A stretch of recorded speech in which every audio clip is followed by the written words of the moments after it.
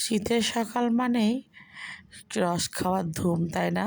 তো শীতের সকালে কে কে রস খান অবশ্যই কিন্তু জানাবেন। তো আসসালামু আলাইকুম সবাইকে, সবাই কেমন আছেন?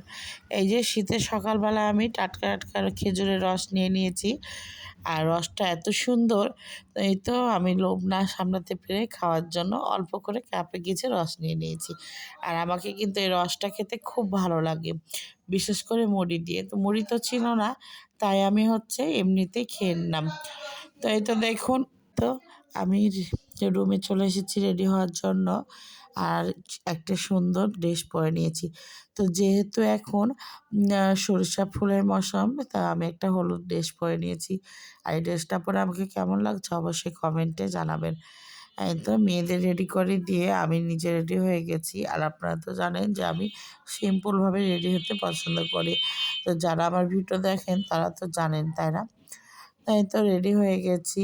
আর রেডি হয়ে কোথায় যাচ্ছি আর এতগুলো কেন রস নিয়েছি, অনেক প্রশ্ন জাগছে মনে, তাই না? তো সব ক্লিয়ার করব, দেখতে থাকুন। তো আমি যাচ্ছি আমার মায়ের বাসায়। আর এই তো বুঝতে পারছেন রাস্তায় আছি, কারণ যে আমরা অটোতে যাওয়া আসা করি। আর এই তো তো মায়ের বাসায় তো ডিসেম্বরে ছুটি দিয়ে দিয়েছে, মেয়েদের পরীক্ষা শেষ। আর যাওয়া হয়নি, কারণ ভাবলাম একটু দেরি করেই যাব, প্রথম যাব না। এই জন্যই অনেকটা কিন্তু দেরি হয়ে গেছে, একটু দেরি করতে চেয়ে অনেক দেরি হয়ে গেছে। তো এই তো ডিসেম্বর তো প্রায় শেষের দিকে, আর ভাবলাম যে মায়ের বাসায় এখন যাই। তো এই জন্যই কিন্তু সকাল সকাল আমি এতগুলো রস নিয়ে নিয়েছি মায়ের বাসায় পিঠা খাওয়ার জন্য। আর যেহেতু আমি যাইনি, সেহেতু আমার মা কোনো পিঠাই করেনি, কারণ আমি না গেলে করবে না, এই জন্য। তো এই তো দেখুন আমার রাস্তায় চলে এসেছি। আর এত সুন্দর প্রাকৃতিকটা যে আসলে ভাবলাম যে আপনাদের সাথে এটা একটু শেয়ার করে নিই। এই যে দেখুন চারপাশে গাছ আর মধ্যে দিয়ে রাস্তা। আর রাস্তায় কিন্তু অনেক যানবাহন চলাচল করছে। আর আমাদের কিন্তু প্রায় দুপুর হয়ে গেছে।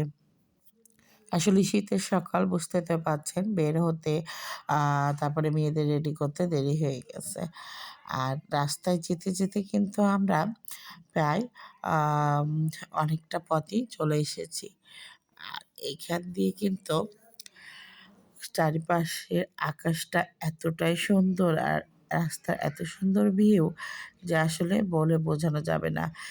আর এখানে কিন্তু আমরা আমাদের নানি দাদিদের সেই শৈশবকালে একটু ফিরে যাব। কেন বলছি, অবাক হচ্ছেন, তাই না? তো দেখতে থাকুন। আসলে আমাদের নানি দাদিদের সেই শৈশবটা কিন্তু অনেক মজার ছিল। আর সেগুলো কিন্তু এখন আর পাওয়া যায় না, তাই না? তো এই তো দেখুন, এই যে প্রথমে বললাম যে নানি দাদিদের শৈশবে ফিরে যাব। দেখুন এখন কিন্তু সচরাচর ঘোড়ার গাড়িতে বিয়ে যাওয়া দেখতে পাওয়া যায় না, তাই না? আর এখানে কিন্তু ঘোড়ার গাড়িটা এত সুন্দর করে সাজিয়েছে, আর এখানে বর বউ আনতে যাচ্ছে। তো এটা কিন্তু আসলে দেখা যায় না, তাই না? এই তো দেখুন, এই পাশ দিয়ে আমি বাসায় চলে এসেছি। আর আমার মা কিন্তু রান্না সব কমপ্লিট করে রসটা সুন্দরভাবে জাল দিয়ে নিচ্ছে। কারণ এই যে বললাম যে পিঠা বানাবে, তো আমি তো এই পাশ দিয়ে এসে খাওয়া-দাওয়া শেষ করে দিলাম। আর এই যে দেখুন রসটা সুন্দরভাবে জাল হয়ে গেছে, আর এখানে দুধ দিয়ে দিচ্ছে। তো আসলে রসের ক্ষীর খেতে কিন্তু খুব ভালো লাগে, তাই না? এই তো সুন্দরভাবে কিন্তু দুধটা দিয়ে দিতে হবে। আর চুলাটা এত সুন্দর জ্বলছে যে আপনারা দেখেই তো বুঝতে পারছেন, তাই না? তো এই তো মায়েরা কিন্তু এমনই হয় যে ছেলে-মেয়ে না থাকলে বাসায় কিছু করেই খাবে না। আর আমার মা কিন্তু আসলে কিছু খায়নি, আমার জন্য অপেক্ষা করছিল। আর এখানে কিন্তু অল্প পরিমাণে আতপ চাল আ ধুয়ে দিয়ে দিল সেই রসের মধ্যে। চালটা এদিকে সিদ্ধ হওয়ার জন্য। আর এই পাশ দিয়ে কিন্তু আমার মা, আমার খালা এসেছে, খালাকে আ আটা সানার জন্য দিয়ে দিয়েছে। তো আ চাল আর আটা দিয়ে কি বানা হবে তা তো দেখতেই পাবেন, তাই না? এই তো আমার মা সুন্দরভাবে এখানে নাড়া দিয়ে নিল। আর কালারটা দেখুন মাশাআল্লাহ এত সুন্দর এসেছে। আর ঘ্রাণটা তো অসাধারণ। তো আমি তো এখনই হচ্ছে আমার জিভে পানি চলে আসছে, কারণ এটা কয়েকদিনের ভিডিও ছিল আর আমি শেয়ার করা হয়নি আপনাদের সাথে। তো ভয়েস দেওয়ার সময় কিন্তু আমার ঘ্রাণটা নাকে মানে এখনো মনে হচ্ছে নাকের কাছে ঘ্রাণটা হচ্ছে আ ভাসে উঠছে। তো এই তো এপাশ দিয়ে আইখা বানা হচ্ছে। এটা সচরাচর হচ্ছে আমরা আইখা বলে থাকি। আপনারা কে কি বলেন অবশ্যই কমেন্টে জানাবেন। আর এই আইখা বানাতে কিন্তু আমার হঠাৎ করে মনটা খুব খারাপ হয়ে গেল। কারণ এখানে আমার নানার কথা খুব মনে পড়েছে। আমি যখন ছোট তখন আমার নানির বাসায় গেলে আমার নানা কিন্তু আমাকে দেখে বলতো যে, "আইখার ক্ষীর বানাও, আইখার ক্ষীর বানাও।" কারণ আমার নামের সাথে মিল আছে, এজন্য আমার নানা আমার সাথে ইয়ার্কি করতো। আর আমি ছোট মানুষ ছিলাম, বুঝতাম না। খুব রেগে যেতাম। তো মনটাও খারাপ হয়ে যেত যে আমার নানা কেন শুধু আমি আসলে এগুলো বলে।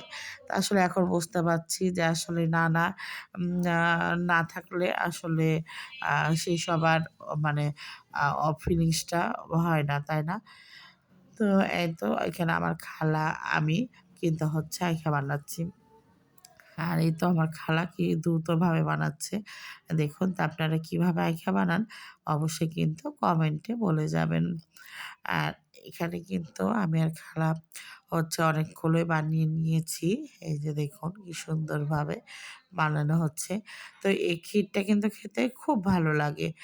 আর এত মজার এই ক্ষীরটা যে আসলে আ মানে যারা খেয়েছেন তারাই জানেন। আর যারা খাননি তারা তো আসলে বুঝতে পারছেন না। কিন্তু রস দিয়ে কিন্তু আরো মজার। আর এই তো এখানে কিছু আরো সদস্য যোগদান দিয়ে দিয়েছে।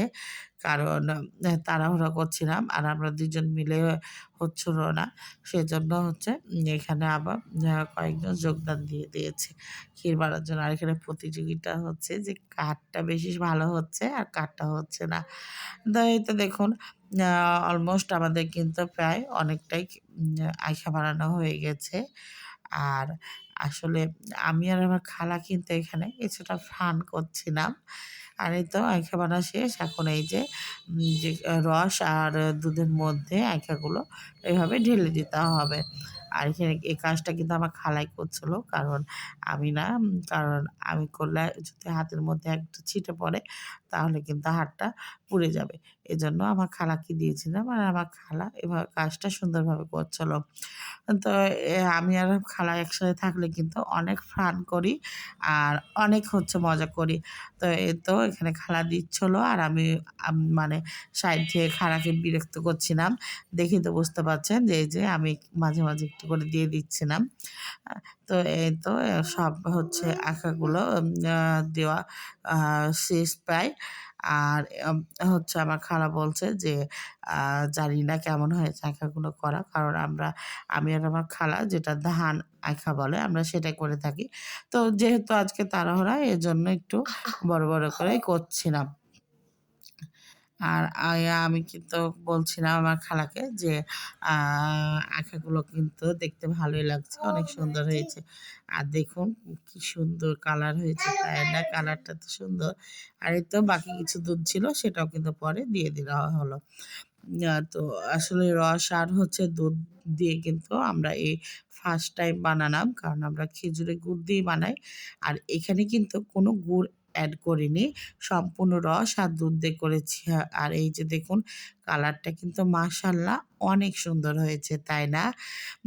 তো এই তো ক্ষীর হয়ে গেছে আর ঠান্ডা হয়ে কিন্তু এরকম হয়ে গেছে। আর এই পাশে আমি একটু খেয়ে দেখছিলাম। কারণ আমি কিন্তু একটু বাইরে গেছিলাম। এজন্য আমার খাওয়া হয়নি। আর এই তো দেখুন এত সুন্দর হয়েছে মাশাআল্লাহ। মানে মুখে দিতে মনে হচ্ছে অমৃত।